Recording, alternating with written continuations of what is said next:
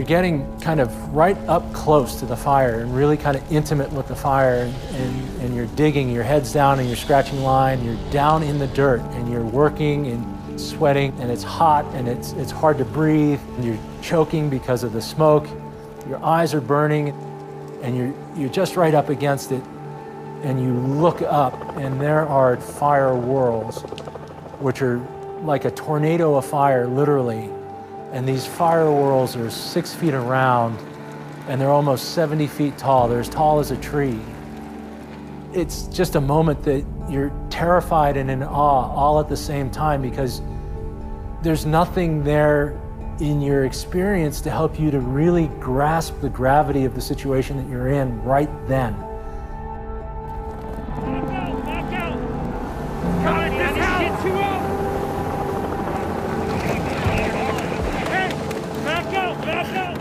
What they are seeing is scary. What they are seeing is not what they're used to at all, and that's terrifying.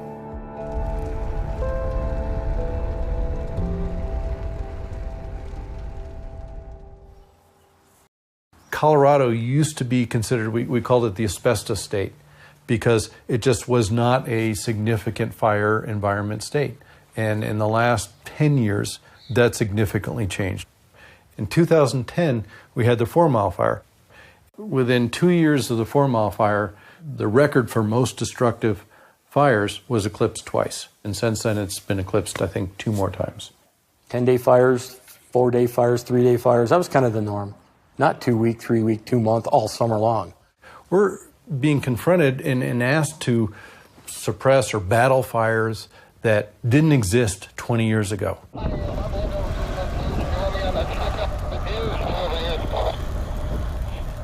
The Hayman Fire from 2002 is, in my opinion, probably one of the best indicators of the impacts of climate change along the Front Range of Colorado here.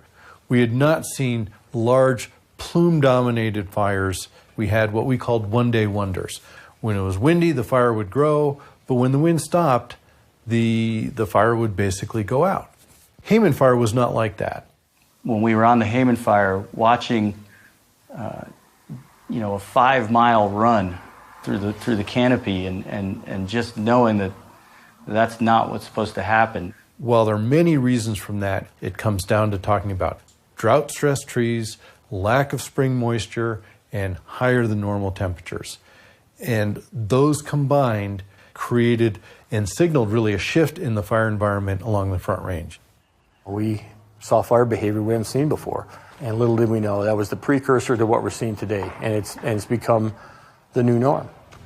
Respond to 7100 4 Mile Canyon Drive for trees that are caught on fire, 1003.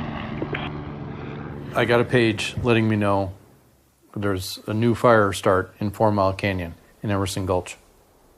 I got the page at the same time one of my best friends, Rod Moraga, got the page. I got a page for the fire and jokingly, said to my wife, it's the big one, and kind of laughed and said, I'll see you in an hour, something like that. And I walked out the door and was like, holy smokes, this thing is going to go big. Rod lives there, had a pretty narrow view of the fire, and was focused immediately on how do we put it out. What I think was a microburst just came down on us, probably 30, 40 miles an hour, and that fire just fanned and probably tripled in size within 15 minutes. The conditions were extreme, and I was very scared. I've never been in a situation before where I've been that surrounded by fire, where we were literally going house to house trying to protect property, trying to save structures. I, at one point, had an engine that was assigned to my crew wanting to turn the assignment down. I was absolutely convinced people were going to die. Somewhere during the day, I started thinking about my house. What was ironic was that I had assigned all the fire engines, and there were no more fire engines. So I basically just watched until it hit my house, and then I just turned around and left because I didn't really, there was not much else to do. When we see fuel loads that have increased over time, when we see weather and climatology that has gone to extremes, we don't have a fire season. We have a year-round fire season, and any month of the year is conducive to wildfire.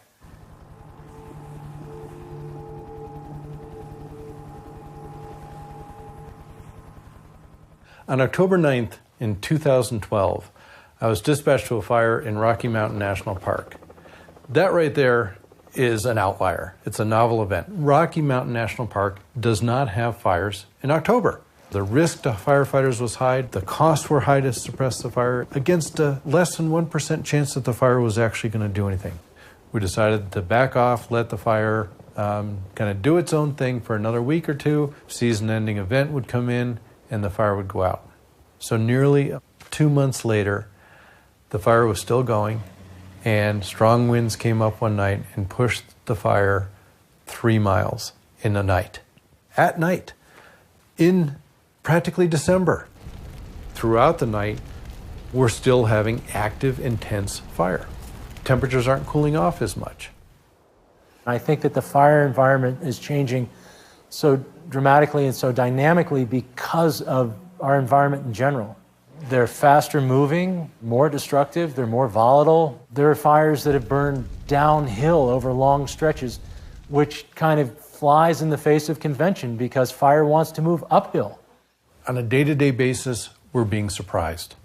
And in this business, surprise is what kills people.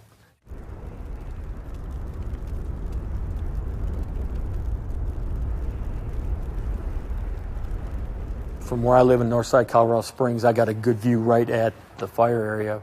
Initially, I was having a hard time grasping what I was looking at. We had a thermal collapse of this conductive column of superheated air and gas and smoke, and it had enveloped the large area of the community. I was in a pickup, and I started driving up these streets. I was going to roll the window down, and when I felt the radiant heat through the glass, I'm like, that's not survivable. If I take a breath of that, that's not survivable. I need to get out of here. It was chaotic. I was scared to the point of being emotional about it. I was convinced. Guys were gone. They weren't resources really anymore to me. They were, people. And so we're going to tell these people, tell that guy, you know what? You got a family, and it doesn't matter right now. You took an oath, go in there. We have a responsibility to the community. We have a responsibility to ourselves, our profession. But at what point does that no longer become viable? Plus, I have this awareness now of what this fire behavior has been for all these years. And knowing that, where does that cross over into my responsibility to go and send people to do these crazy things? Jesus Christ. Whoa. There it is, right here, right here. Oh my gosh. It's okay. We're out. When I came into that fire, I thought I was ready for it because of what I'd seen. But the fact of the matter is you're never really ready. Black Forest made what we were seeing that first night at a 4-mile fire almost look small. Seeing the homes burning in these subdivisions that were already lost, seeing the devastation that had happened, watching the crews moving almost like they were out of their element. The fire was jumping, it was moving much faster than we could get in front of it. It's like being in a fog bank, only it's all smoke. You can't see the fire. You can hear it. It's out there. You know it's out there somewhere, but you don't see it. There are lists of rules, kind of rules of engagement as to how much fire you can put what kind of a resource on.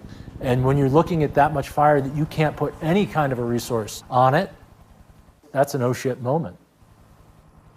So that public can't have an expectation anymore that we are going to take firefighters and put them in front of that. It's beyond our capability to manage. We're not going to kill good people trying to save infrastructure that we put in a place that probably shouldn't be there. And so the changing this new environment, dry, arid, drought-stricken area with lots of fuel, is we're going to have to change the way we live in it. And that's where we're struggling. Is there evidence of climate change in the fire environment? You have to say yes, because we are seeing a level of fire and an intensity of fire and a risk to firefighters that hasn't existed in the past. And every indicator is, every year it just gets worse. This summer is my 21-year-old daughter's first year on the fire line. And people always ask, are you proud? And in one sense, yes. And then in the quiet moments, it scares the crap out of me. In my 20 years, I come close to dying. And, I hope that she doesn't have that.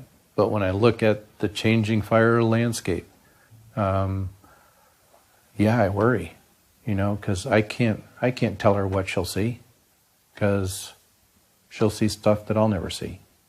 As a society, we have to take this evidence seriously. We've got to start confronting climate change with the same level of effort and resources and intensity that we do to fight wildland fires. Firefighters are already taking unacceptable risks.